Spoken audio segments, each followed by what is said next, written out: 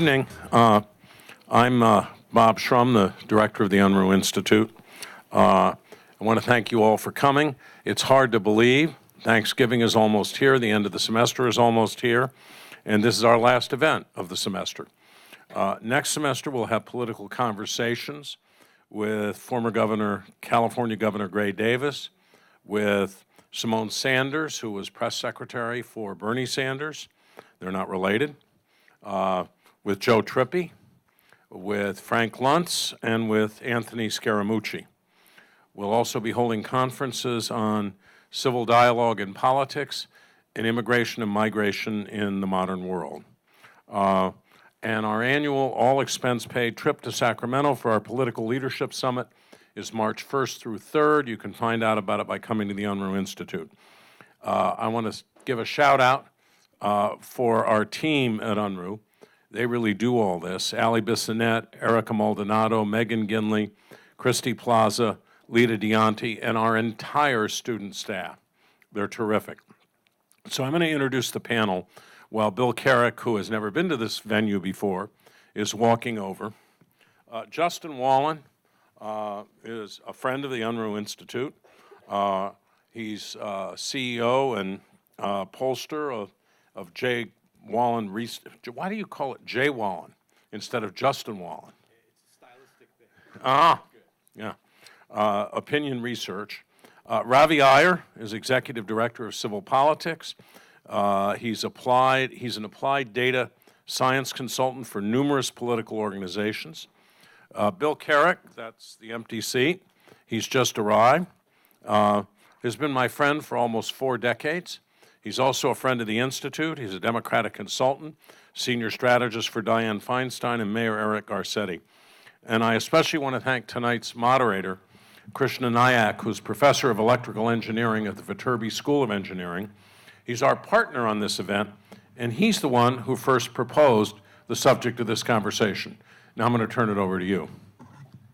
Thanks a lot, and thanks to the Unruh Institute for following through with this event. And I also want to thank, I see several people from the Viterbi School here in the audience, so I hope you enjoy it and continue to participate in the events. So we have an exciting panel today. I think we should just go ahead and get started with some questions. Many of the questions were prepared in advance, and so I'll start with some questions about news in this current year. It's only been a year since the presidential election, but it seems very hard to remember a time when Facebook wasn't synonymous with fake news. People who disseminated false information on social media ranged from those who are financially motivated to foreign government propaganda agents. What's your take on fake news and its impact on the outcome of the 2016 election? You know, I think microphone. I think the impact of fake news was to allow primarily the Trump voters to discount what was going on in the mainstream media, no matter how bad it was for their candidate or about how bad it was factually. They just, it allowed them to assume that it was coming from a biased point of view, and that therefore they ignored it. And that has not been typical of American campaigns in the past. So I have a slightly different view on fake news in the sense that I think we focus a lot on the fact that this news might have changed the results of the election. And I think of fake news a little bit more as a symptom versus a cause. So I think that it's a symptom of the polarization that's in this country. So my background's in psychology, and a lot of the research that gets done is about how people believe what they want to believe. And really smart people who have access to all the news that and should know better believe what they want to believe. So I think people are going to believe what they want to believe. Certainly, social media is kind of like gasoline on a fire, but I don't think fake news is necessarily a problem. I think it's just more an accelerant on the underlying problem, which is the divisions that we see in this country. I largely agree with you. The Trump phenomenon was because people were unhappy. It may have been exacerbated, and fake news may have played a role in that, but I question the depth of the role. The spend that they're talking about on Facebook is a joke. I mean, you can't affect change with that kind of money. Now, it's bothersome to us because it conceptually could affect our elections, which is very holy to us. It should be. But in terms of practical consequence, I don't think it did much for this particular election. I think it could, and there's some interesting components to that fabric, but in actual reality, I just don't think it did much. So many of the questions about fake news come from the way we're receiving this maybe new content of questionable quality. And that's because there's been a change in control of news and information. It's been shifting from media companies with editors and editorial policies to tech companies that may not have such expertise on board. So some in Congress want the government to regulate political ads on sites such as Facebook, and the way they're regulated, just similar to the way they're regulated on TV. What is your thoughts on this? Well, I mean, the regulation on television is pretty minimal for the most part, but it essentially is a creation of a disclaimer that says who the ads are paid for by. So they're paid for by a campaign. It says paid for by Bob Shrum for Governor Committee. Beyond that, there's not much regulation. There's in terms of candidates and their ability to say whatever they want to say on television, it's pretty unrestricted. They're mostly immune to libel laws. So, you know, I don't think that it's asking a lot for our online advertisers to have some commitment to disclosing while the ads are playing who paid for them. Similar to what we do on television. I think the reality is we didn't get where we are in terms of television and disclaimers last week or the week before. It evolved over time, and the other very key element in this is the airwaves, the broadcast airwaves, are publicly owned, and the Federal Communications Commission regulates them, and they put together these requirements. Obviously, online communications is not federally regulated, and I don't think there's any political will to federally regulate them, nor should there be. But so it's a real question of whether they're going to be self-policing in terms of what they do, or is Congress going to step in? And we've seen that argument be joined in the last few weeks. I mean, I think honestly, it'd be really tough for the government to regulate I think technology just moves too fast for government to really meaningfully regulate. But I think, I work in the tech industry, and I talk to people at some of these companies, and I've never talked to someone at one of these companies who does not somewhat acknowledge their responsibility and want to do a better job. And these companies are made of people who care just like you do, and we're surprised by things that have happened in the political world just like you are, and want things to be better, not necessarily just in one direction or another, but just better in terms of the kinds of things we all care about. I can say with some, I think people are working on it. I think there's a lot of smart people working on it, and I kind of sometimes liken it to nutrition. So, once upon a time, we've evolved to be really into sugar, right? And to really want to eat sugar. And then eventually, we learned that too much sugar is bad for us, and we have signs that tell us how many calories things are. And we've evolved to sort of pay attention to negative information and to compete as groups. And our information diet, can be very unhealthy for us in a similar way. And it's not just online. I mean, look at the 11 o'clock news, all the 7 things that you don't know that might kill you if you don't watch the 11 o'clock. It's sort of ingrained in us that these algorithms and the media, they're all optimizing towards, in some ways, human nature. But just like with nutrition, there are ways for us as a thoughtful species to understand that the kinds of things we're seeing aren't good for us, and for smart people to do good things, to do things about that. And so people are working on these algorithms. So in the absence of regulation, I do think things will get better. That was extremely thoughtful, and I'm not going to say anything that's even remotely that thoughtful. But I like Bill's perspective that, yeah, it makes common sense that there should be some degree of transparency. But when you game that out, I don't think it'll have any real practical effect, because this kind of expenditure is an IE expenditure that goes through a PAC. Unraveling how funds get into that PAC is very, very difficult, if not impossible. The point is, you're not going to see a Facebook ad or any ad with the disclaimer, this ad was purchased by the Russian government. It's going to go through a lot of hands before it gets there. So I think practically speaking, and Bill, I would defer to you if you feel differently, because you actually would place those things and interact with them. I think it's just extremely challenging to figure out who's paid that. The transparency just isn't there. I think the impact, particularly on independent expenditure ads of disclaimers, is grossly exaggerated by most campaign reformers, because oftentimes they say paid for by the Committee for a Better World, and who's against a better world, obviously. But on the other hand, it does lead a paper trail that you can follow and try to figure out who's behind the money. Now, I think the particular issue involved with the Russian, I think if somebody comes up to you and says they want to hire you to do their polling and pays you in rubles, you're probably going to say, well, this is not a very good idea. Well, they would just pay cash. No, you're absolutely right. So, Ravi, I enjoyed your analogy about sugar and maybe you didn't mention it, but diabetes, right? So maybe when we create something, when the technology will create something like refined sugar, it's exciting, but there are consequences like a public health problem of diabetes.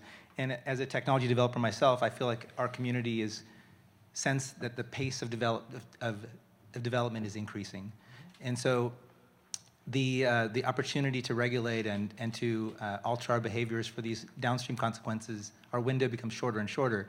So I wanted to ask Bill and Justin, in your line of work, have you noticed an acceleration, or is it just par for the course, the way that technology is changing both opinion research and political messaging, or the fields you work on? Well, I think the most profound impact of technology on the political process so far has been the huge acceleration of fundraising opportunities from small donors. Literally, President Obama's campaign was funded primarily by small donors, particularly in '08. And I think we saw that with Bernie Sanders this time. So, we're talking about ads, but I think one of the most profound impacts has been the fundraising, the change in the fundraising culture. And that part of digital communications and digital political communications is far advanced beyond where advertising is right now.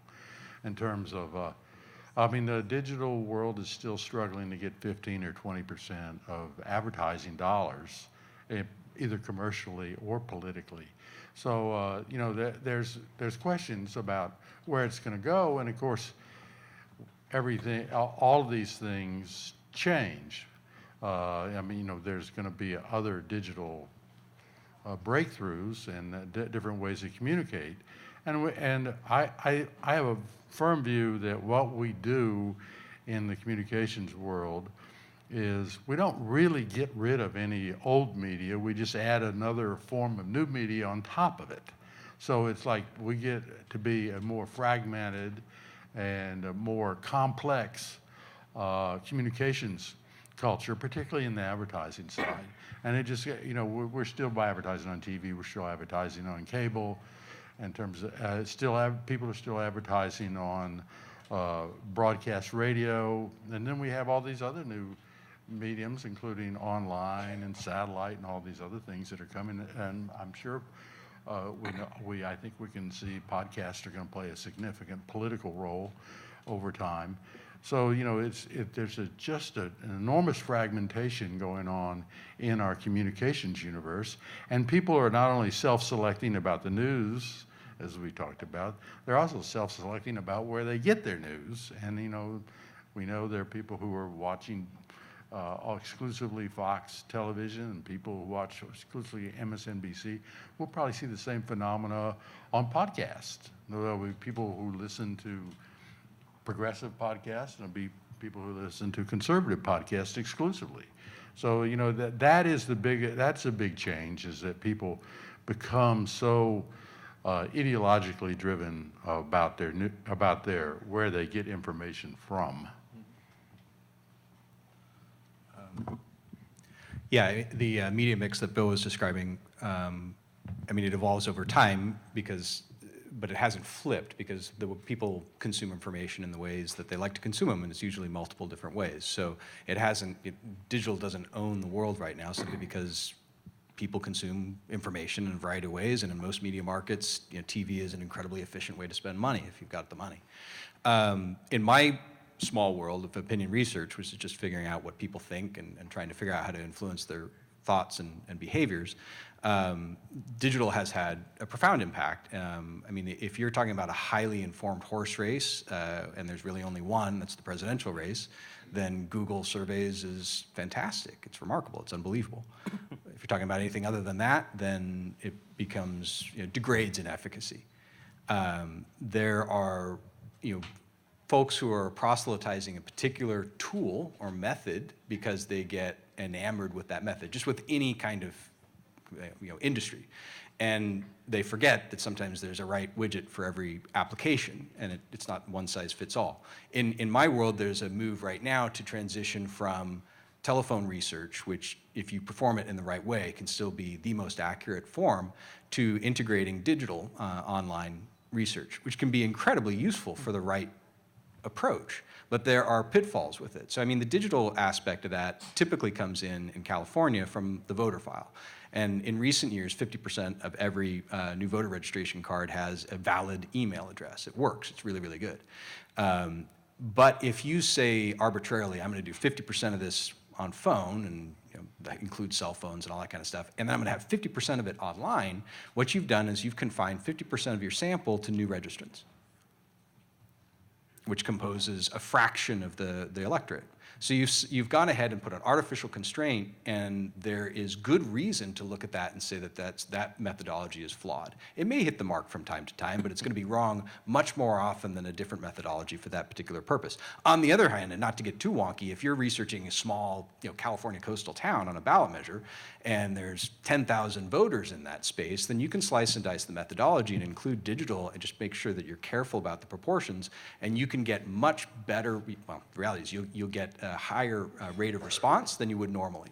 And that information can't be regarded as statistically significant, because the math just doesn't work that way, but it's directional. And guess what? The rest of the world works with directional research. So when I work on consumer-based stuff, which, you know, if I'm selling toothpaste or technology, I can't use something like the voter file, which is a remarkably effective tool. But I have to use some construct of big data. And what people forget, because big data sounds really cool, it's just a workaround. And it's good, and it gets better and better and better, but it's nowhere near as effective or accurate as the voter rolls that we have in this funny little world of public policy. So anyway, divergent there. Okay, thanks. So back to companies and the media companies. So companies such as Google, Facebook, and Twitter are making the case that they're actually not media companies and should be, they should take a hands-off role in policing content on their platforms. So I want to get your takes on whether the benefits of free speech outweigh the consequences of the spread of false information, and how platforms might want to deal with bad actors that try to manipulate messaging. Broad question. Well, I mean, this is going to be a very complex problem for a long time. I think that, I mean, there's a difference between what the hearings did on Facebook when they were talking about Russian collusion, and I totally agree it was not, the impact was not that great on this election, but the potential impact in some future election, if this continues to grow as rapidly, the foreign interference grows rapidly as it's grown in the last 20 years, you know, it will have an impact. How the industry itself deals with these issues is, you know, it's going to be really difficult for them. I mean, if to the extent that an industry can have an ideology, theirs is more anti-regulatory, anti-government, libertarian in many ways. than other industries, even more conservative industries. They're going to resist any kind of regulation. And Congress is going to hold, particularly when, it is amazing how interested Congress gets into issues about elections. They have a little bit of self-interest in how elections are conducted, so their aggressiveness on this issue will be pretty extensive. They will want to see some clean up your act kind of dynamic, but I think there'll be resistance. We're a long way from figuring this out, too. A hell of a long way.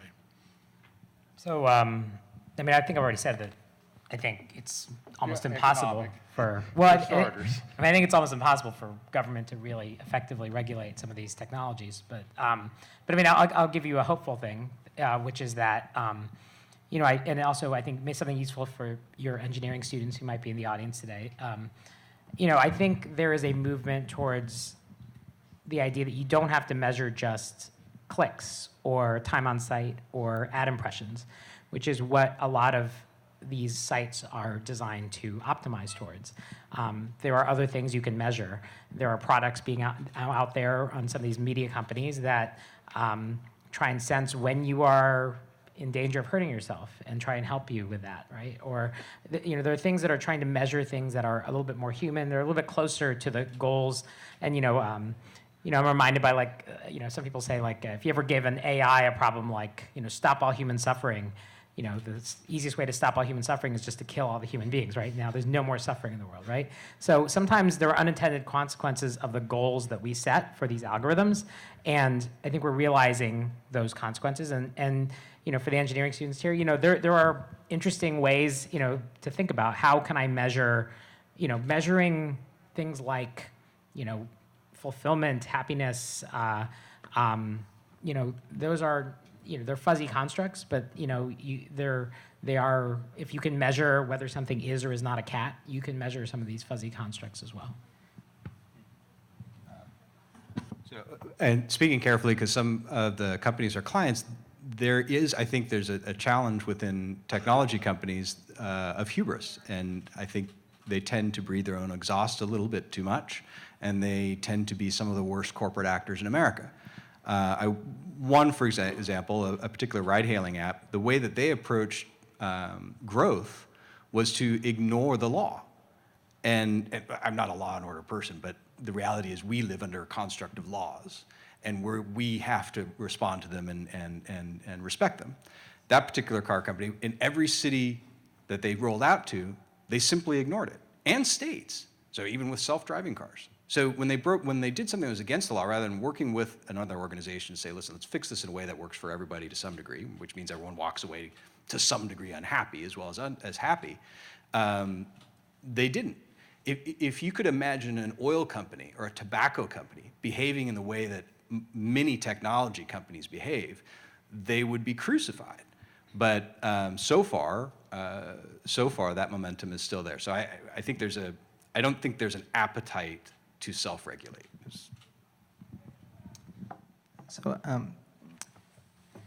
the companies that you were alluding to include tech companies and also traditional media companies. And you mentioned some metrics that might provide more value to society, but I don't know if there's a connection between those metrics and what is good business for the companies. Mm-hmm. So do you see, is that a problem? Is that so that many of the media companies are more incentivized to maintain attention, or maybe even loyalty to that media source, which seems like it's not in line necessarily with the value, some of the values that were proposed as alternative benefits of this media. I mean, expand. Yeah, I mean that's certainly true at the micro level for individual companies, but then, eventually, the things that people value and the things that companies value converge. I mean, there's so I guess ultimately, for example, some of these platforms are they're paid by advertisers. There's advertisers on the platform. A lot of those are brand advertisers. they want to be associated with things that provide value, and they don't. There's a huge effort right now around brand safety, for example, where brands are removing their ads from places that are they feel are harming their consumers, and so and that's in some ways a response to everyday consumers who are tweeting to these brands that, look, here your ad is on this really offensive place. So, it's kind of, the world doesn't get there like right away, but eventually things converge towards the things that people value are the things that businesses will optimize towards, and there will be inefficiencies along the way that will be, will be terrible, and there will be terrible consequences, but I think business as a whole will eventually get to a point where they're trying to serve, some of these larger goals. Even if you're right, some of these companies right now, the business models are not optimized towards that. I'd say there's a comparison here historically between television and online, and then it's back to the issue of how you evaluate how many people are watching an ad. Television adopted a universal method that was monopoly by the Nielsen company and has become a standard measurement in the television industry. I mean, there has been arguments over various rating methodology changes, and there hasn't been all happiness and sweetness, but mostly it's been universally accepted as the standard measurement. Online, nobody can figure out who the hell they're talking to. It's just reality. And there was an experiment that Procter & Gamble, which is arguably the largest consumer company in the world, did over the summer, where they basically, their argument based on a study done by advertising agencies in the United Kingdom is that we didn't really know who we were talking to, and there were a lot of bots out there and all the other things we know are big problems. And what is this? What does impressions mean, and what are we getting for it, and whatnot? So this study came across the Atlantic.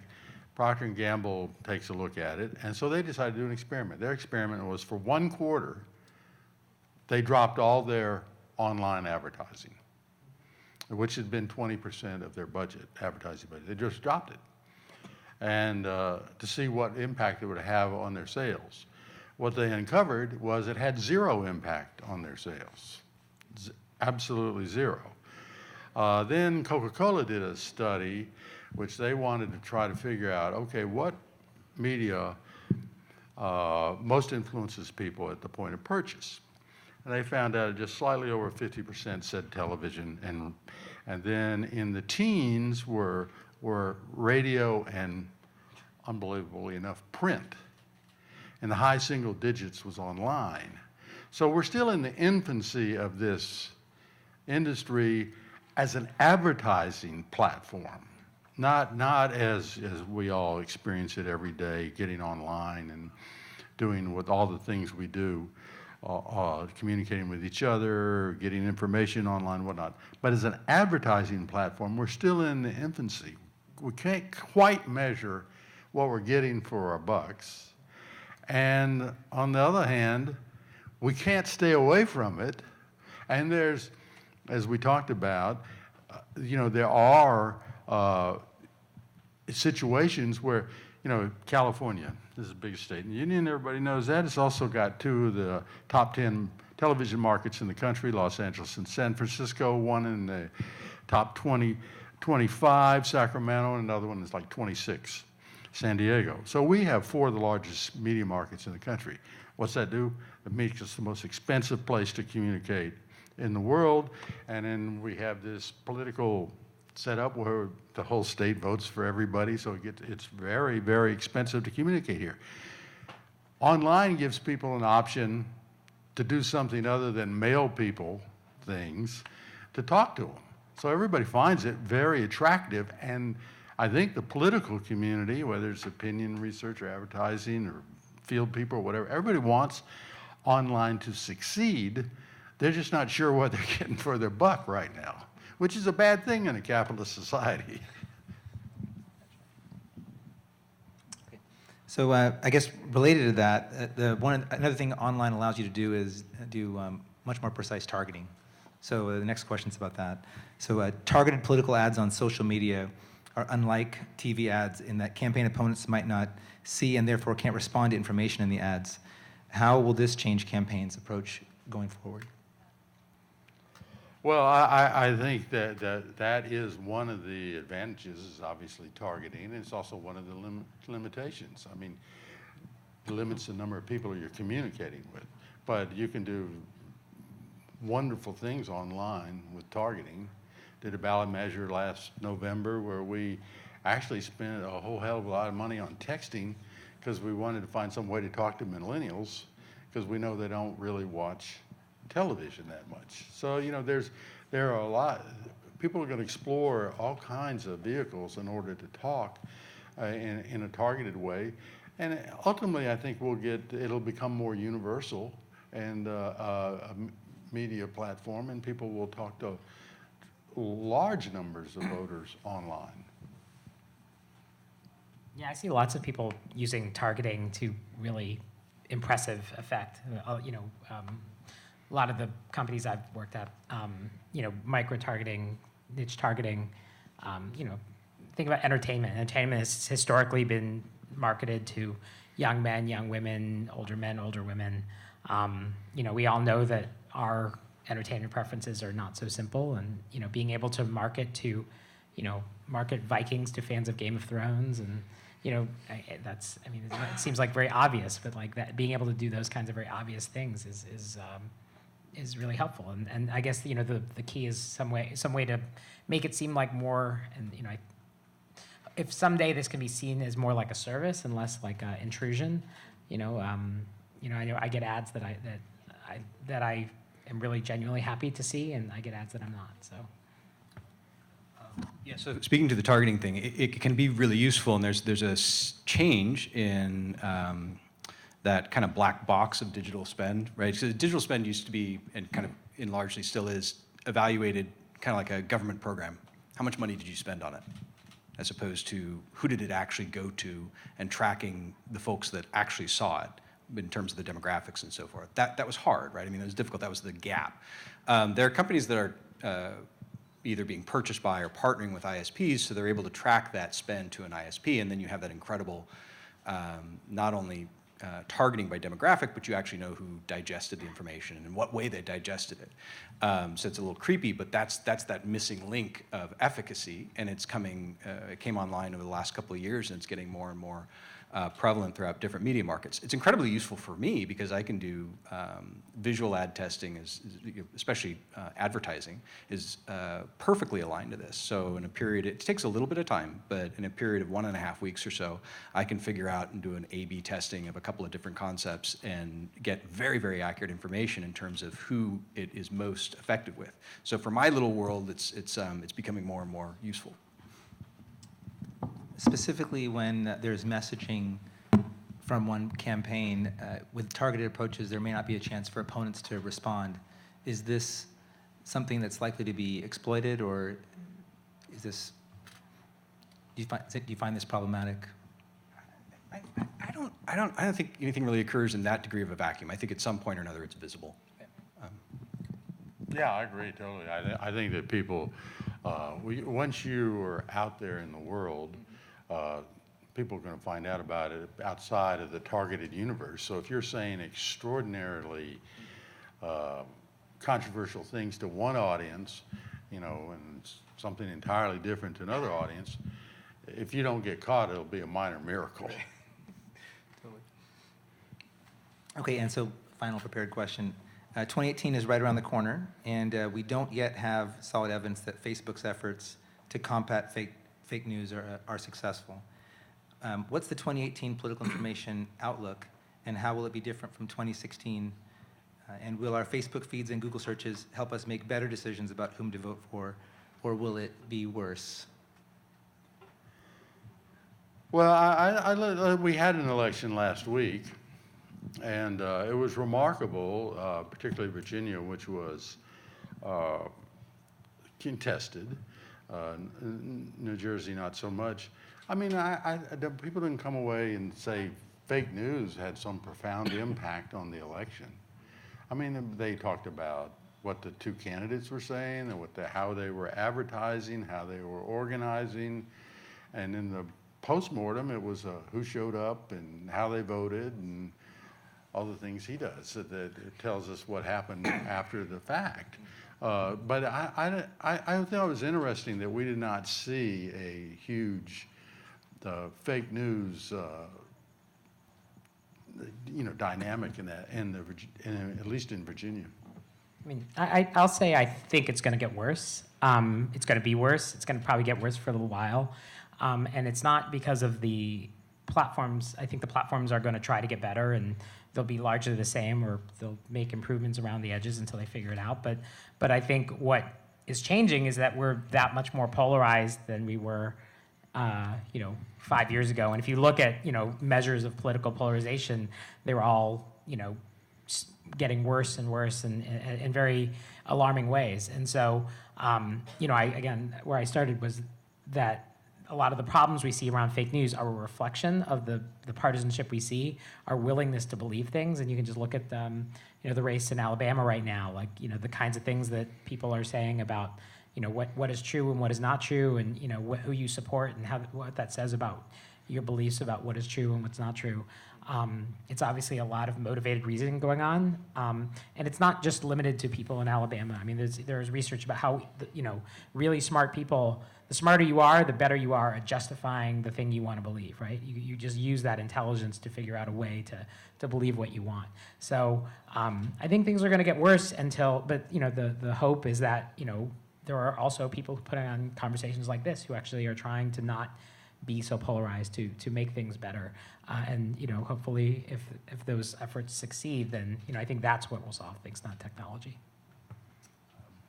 Yeah, the only thing I would say is that bubble that Twitter and Facebook create and allow people to kind of self-identify the circle that they want to be around, and that language and that talk and that chatter continues and continues and continues, and obviously in political circles it's highly charged.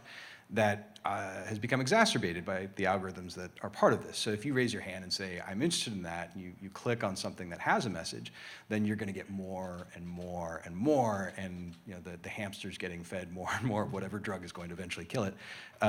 So that people naturally get more frustrated with that stuff. The tensions rise, and I think that's a real problem. I mean, I think that it panders to human behavior that is not at our noblest. I don't think it's the end of the world. I mean, I think we'll adjust, and we'll I think you had a point earlier about companies and them having a human kind of nature at some point. They self-correct. I think people do too. I mean, that's why companies self-correct, is because they're from folks. So I think it's somewhere in there. The intensity, hopefully, will kind of go down. But I think next year it'll probably be crazy. Yeah. And I don't know. And actually, your larger point that this is a reflection of the larger political polarization. This is not creating the larger political polarization. And if you go back, I mean, Nixon was bashing the media long before there was anything on any online world or anything else. He was bashing Dan Rather daily in the White House. So I mean, there's been an element of this in our politics for a long time, and it's just heightened a little bit in this. You can find your own world to talk to, and you don't have to talk to the rest of the world. That's somewhat of a new phenomenon. I mean, I think I was a little bit answering the question about fake news, because I think fake news is a symptom of polarization, and so I don't think the platforms are necessarily exacerbating the fake news. But I think, to your point, I totally agree, honestly, that the platforms are exacerbating our polarization in some ways. I think that's, again, somewhat a reflection of, if you opt, there's a study out that human beings are 3 times more likely to click on things that are negatively framed than positively framed. Like we've evolved to pay attention to negative things, because that's what stopped us from getting killed, our ancestors from getting killed. You don't pay attention to some danger signal, you die. You don't pay attention to some positive signal, you miss out on a lunch, right? So we've evolved to pay attention to negative things. So therefore, algorithms that are optimized towards clicks and engagement, they optimize towards negative things, right? And the media environment, everyone learns that, and that's a problem. It's definitely leading to the polarization we see. So, but yeah, that to me I think is the problem more so. I would work on the polarization, less so on the fake news, because a lot of the research we do is about how people are social and emotional first, and rational second. We're always going to believe what we want to believe, so we have to work on that affective layer, on the polarization layer, less so on like the rational, like what is the information I got. You mentioned Alabama. That is really an interesting case study, and now you have a political universe that is extremely conservative, and an extremely conservative candidate is now being accused of horrendous acts. And on the news, we're listening to how the community that supports Judge Moore is trying to figure out how to rationalize this in a way that they can continue to vote for him. And it is like, it's almost painful to listen to, because the truth is they shouldn't vote for him because he's a bad person. But they don't want to go there, and so let's blame the Washington Post instead of ourselves. Yeah, that's okay. Cognitive dissonance is probably one of the most painful things you can exactly. You can live with in life, and nobody wants. Think about it. Like think about the most painful things you can think of. Your son or daughter is accused of murder, right? Your favorite sports team, it's gone some undergo. The star quarterback is accused of sexual assault. The person you admire most. These are all like, it doesn't really. If it were someone you didn't care about, it wouldn't matter. But it's that cognitive dissonance. It's the thing I want and the thing and the distance between what I want and one sphere and what I believe in another sphere that is, it is painful just even to watch. So what if the manager of your favorite team pitches the wrong guy in the 7th game of the World Series and it doesn't turn out well? The onion's kind of peeling pretty rapidly on that, though, right? I mean, the RNC pulled support for him, and I don't see that. I don't see that cognitive dissonance thing continuing for much longer. I mean, you're exactly right that there's a period where everyone tries to figure out. I mean, it's why people have a surprised look on their face when they're dead, right? It's not really happening. Yeah, it's happening. But it takes a little while. And so even something like this, you just think it can't possibly be real, or maybe there's an explanation. And then it becomes pretty evident pretty quickly, at least in this case, that you've got a real problem. You have to resolve it, right? So cognitive dissonance, I'm a conservative in Alabama. I want to vote for a conservative. I want to have a conservative senator. This man has been accused of, assaulting teenage girls, right? Like, something has to give. You cannot sit there with those two statements forever. You have to resolve it. You either have to believe that it's fake, or you have to stop supporting him, and you have to resolve it. And that's what people do all the time. They resolve it one way or another. They believe that something is fake news, or they stop supporting a candidate. Oh, they have a third choice, which is they don't participate, which may be the outcome, Yeah. Okay, yeah, we have time for audience questions, about 15 minutes. Anyone? Okay, let's can you get a mic to you? Mic's coming to you. Raise your hand again, sorry. Got you.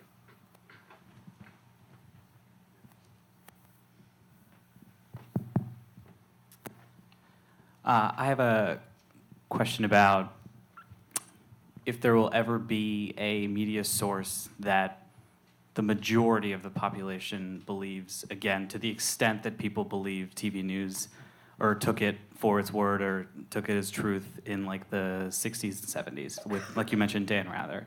Will there ever be a figure like that on national television again, or in any kind of forum where the majority, 80, 70, 80, 90% of the population believes them? Well, I think there's two. The first answer to that is it's going to be difficult because there's an enormous amount of media fragmentation.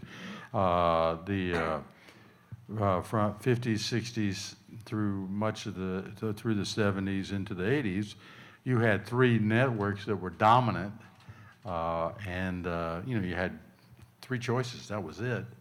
Some people like Cronkite, some people like Huntley Brinkley. Not a lot of people like the ABC, but the NBC and CBS were dominant. Now you have so many more media outlets that people have a lot more choices, and some of them are ideological choices, some of them are stylistic. Ted Turner started CNN. People laughed about it, thought it was this crazy idea. People watching all news station on cable, and it turned out to be, a precursor of all that's come since. So I think it's tough because of the media fragmentation. So I'm going to venture that, yes, there will be a time, because I was actually running some analyses so I work at this company called Ranker, and we do crowdsource lists, and people vote on things, their favorite movies, their favorite TV shows. And I was doing some analysis of red states and blue states, and what the analysis showed was that, there's actually a lot of agreement. There's more agreement between red states and blue states than there is amongst men and women, than there is amongst young people and old people, than there is against Americans and people across the world. And largely there's agreement about things that are not, part of the partisanship, right? So we all agree that, Clayton Kershaw is a good pitcher, or that, things that are not less controversial, that, Krispy Kreme makes hot donuts that are good for me, but not good for me. They taste good, but aren't good for me. There are things that, human beings agree on. And it's just when they become controversial and they become part of this partisanship that it all breaks down. But I think sometimes we overplay the number of things that are part of this partisanship. And I think there may come a time when, it's not, you see this when war happens, right? We people rally around the flag, and we stop thinking of ourselves as, red state and blue state Americans. We start thinking of ourselves more holistically. There will come a time, hopefully, where partisanship is not the thing that news is about, and therefore it will revert to the things that most of us kind of agree upon, and so there will be a lot more agreement. Yeah, I mean, the sheer volume of outlets is definitely a problem, and you're right. I mean, you can divide it into pre-Fox and post-Fox, right? When news became ideologically charged on both sides, and people are tuning in for that entertainment. Whereas prior to that, you had largely, I'll use the term centrist, but what I mean is non-ideological perspectives. So those personalities were turned to present, a reasoned analysis of the issues. And that might be analysis of both sides of the issues, maybe there's multiple sides, but you weren't turning in to hear yourself think, which we do largely now. So I don't know if we have an appetite to go back. I mean, it's entertainment now, it's not really news. Okay, David?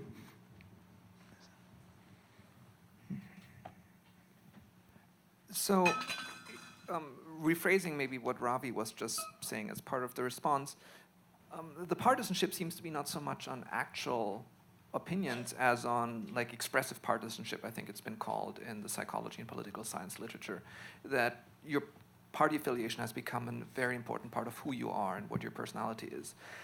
Do you see a role for media to help in undoing this? If you were consulting with Facebook and Facebook said, oh, we see we've really gotten us into trouble, what initiatives do you think you could suggest that might help people overcome this hyper-expressive partisanship? We're doing some research as part of civil politics on just that question. And one thing I just alluded to, the idea that, so there's something in psychology called extended contact theory. So it's the idea that if I watch, say I'm at a football game and I watch my team get into a fight on the field with members of the other team. Well, now I want to fight with fans of the other team, right? And so watching people of your group fight with the people of the other group makes you want to fight with people of the other group as well, right? And that's kind of what our media environment has become a little bit, is we watch, we don't watch, there's actually a lot of bipartisan bills, but, because of sort of the negativity bias that not a lot, but there are some bipartisan bills that get passed that don't get as much attention as, say, the latest insult that Donald Trump lobs to, random person on the other side of the aisle. And so, yeah, the media could easily, and that's one thing I hope to show them a little bit is, if we do this research right and it shows what I think it will show, because, that's kind of a basic psychology finding. Watching people fight all the time makes you want to fight. So you can publish stories all you want about people fighting across the aisle, but you should realize the impact you're having on the electorate, and you have the opportunity, and the opposite's true too. Watching people get along makes you want to get along. So you could publish this stuff that would actually make things better if you wanted to, and hopefully they'll take us up on that. I think there's one unusual thing to this whole environment. Mostly until recently, we were in a universe where the partisan polarization was between the parties. Now we have very severe polarization within the parties. We've seen the never-Trumpers on the Republican side, and they don't seem to be getting over it very fast. And we see the Bernie Sanders supporters on the Democratic side who don't seem to be getting over the last campaign very fast.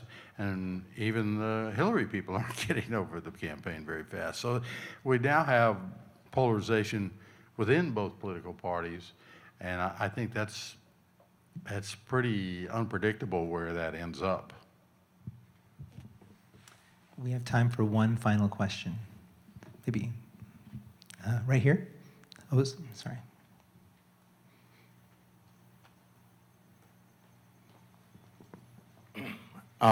So that was loud.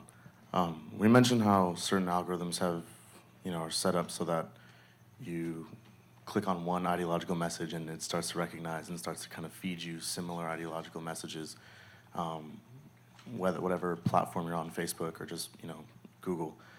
But in terms of combating extreme partisanship, would there be an advantage to kind of working in an opposite manner so that when you have people who are on a strict news diet of either side, that maybe exposure to ads of the opposing ideological party might help them at least be a little bit more receptive to those arguments, or at least maybe open up the line for debate, so that partisanship doesn't necessarily get in the way of good policy or good public policy? Like, what advantage would you say there could be in that?